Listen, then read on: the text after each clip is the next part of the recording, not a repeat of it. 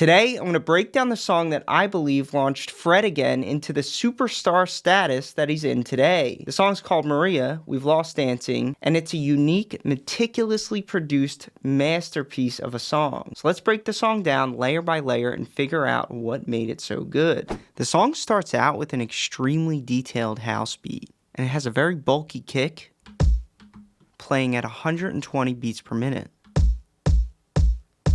In between each kick, we have a very heavy, almost vinyl sounding hi-hat. But here's where the meticulous detail of the song starts to happen. You listen close to the original, each of these hi-hats are slightly different in length and even pitch. I'm going to take this last one here, as you see, and just detune it slightly. Now you can hear how they're humanized and less predictable. This drum beat uses a very crunchy clap on every other kick. But in between these drums are a lot of detail. So we're going to have some side snares. And we're going to help that snare out with a side kick.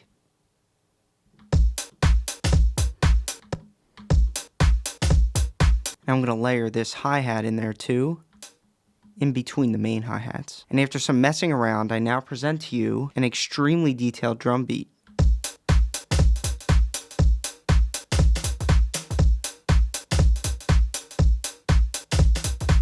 That is such a sick beat. Here it is with just the side kicks. Isn't that awesome? Doesn't that make you want to go into every drum beat you've ever made and add a little bit more detail? At least it does for me. Now, right before this drum loop starts, you hear the female vocal saying the iconic, "We've lost dancing." I actually found a snippet from the original interview that he used to make the song. And people we loved, we've lost dancing. There it is. Let's hear it again. We've lost dancing. So here's that snippet from the interview. We've lost dancing. Something's off. In the song, it sounds like she's saying, "We've lost dancing." But here she's like, "dancing." Must have done some editing to it or re-recorded it to make it sound like that. Anyway, the drums play for 8 bars and then these very soft, mysterious chords come in. Chords are very easy to make. You can use any synth of your choice. I'm going to use X for Serum 1. All they are is a simple sine wave with some unison. Now let's write the chords. The chord progression is 4 chords that are 2 whole notes long each. So I'm going to need a region that's 8 bars in length. First chord's a C sharp, and then a D sharp, an F, and then a G sharp. These are the root notes of the chords. I'm going to take these and add the 5th, and then the thirds. So that's the chords in their basic form, but there's this haunting pedal tone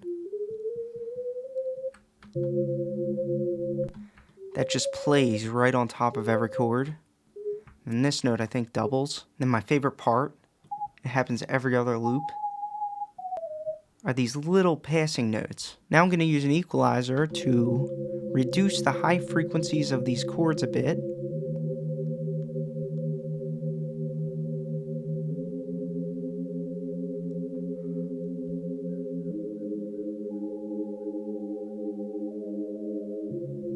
It's so mysterious.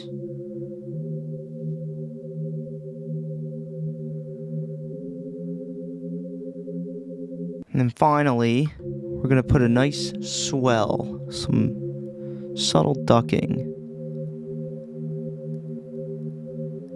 on these chords.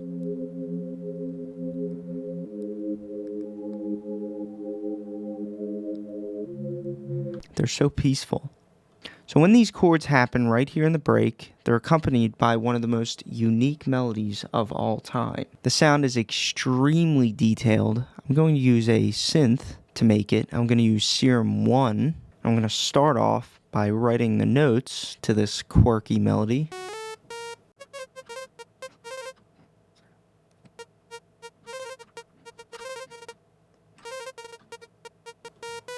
So this is like the basic architecture of this melody. It's kind of like a call and response style where you have the initial phrase and then this really rhythmic part. And then here we'll go into that pattern again where we do some kind of phrase and then the same rhythm. And then we're just going to repeat that flow for 8 bars. So here's the entire melody before we design the sound.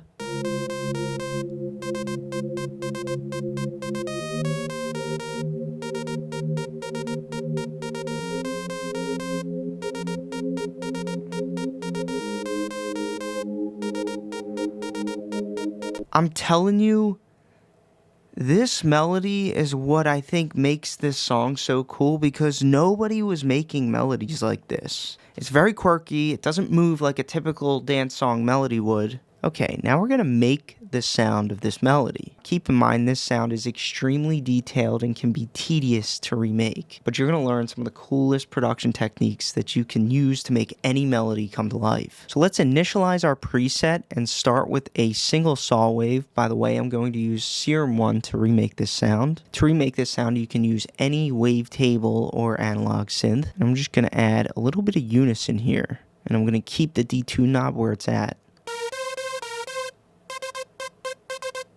Then we're going to turn on our filter and tighten the filter up a bit and close it up. So now when we press play, we don't hear anything. We're going to make a modulated sound now, and we're going to go to one of these empty envelopes, click, drag, and drop it over the cutoff knob. And what we're telling Serum to do is to use envelope 2 to open and close this cutoff knob at such a high rate of speed that it creates a sound. Only we're going to take this sustain knob, close it up. Now we get a little electro pluck. I'm going to go to this attack knob under envelope 2 and loosen it a bit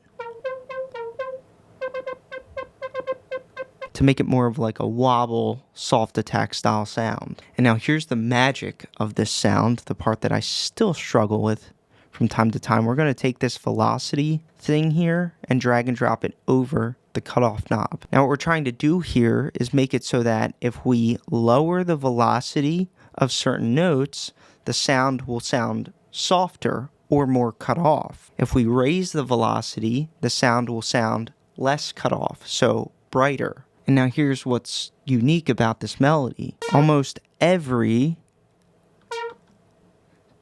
single note hits a different velocity. It makes me think that when he recorded this song, there's a possibility he just played it by hand to have that nice humanization touch.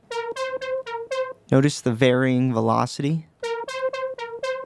Now the sound is a little less stiff, and we can really notice it by going to this rhythmic part here and just varying the velocities. And so now I'm going to take a minute and just vary the velocities on each and every note of this melody. Okay, so here we are with some varying velocities on the notes. I've also picked a similar but different sawtooth wave and adjusted the cutoff knob a little bit more. Like I said, this is a very difficult sound for me to remake. One more thing, there's a lot of swing on this melody, which does a lot for it. So nothing about this melody, even the rhythm, is very straightforward. Listen to how alive it sounds.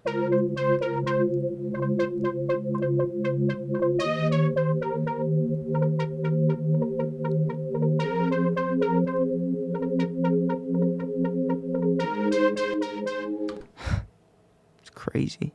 And so that's the initial sound, and then I spent like 5 hours just trying different effect plugins, reverbs, saturations, stereo imagers, bit crusher, and I threw all these things onto the sound to help it come close to the original. And I didn't come close, but it sounds pretty cool.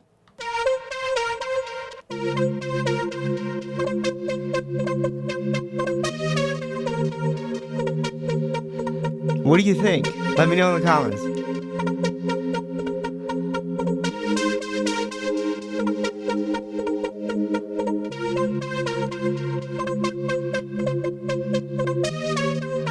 So let's make the drop. The drop will consist of that melody, the drums we made in the intro, the chords, and we need a huge deep bass sound. The bass is the simplest part of this entire track. Basically, I'm going to make a new track, take the chords, drag and drop them onto that bass track, and then just get rid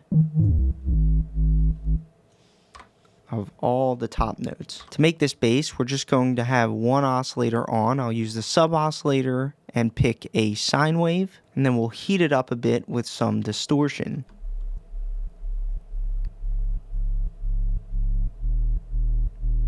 That ducking you hear is a little bit of kickstart. And then when we play everything together, we just get this mystifying sound.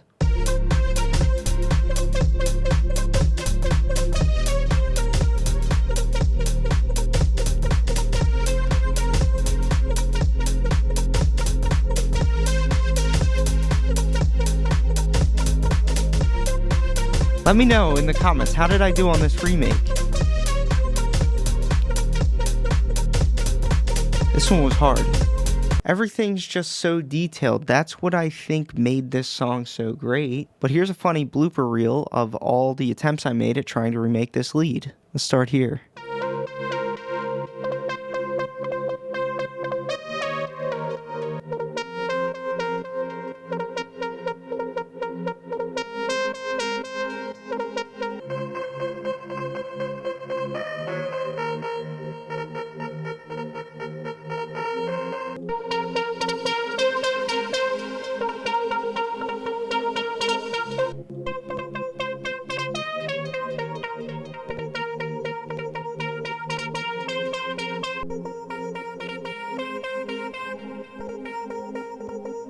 But that's a video for you. I hope you enjoyed it. If you would like me to help you make songs like this, check out my courses and coaching option in the description below this video. Thanks so much for watching. Stay tuned for the next video lesson.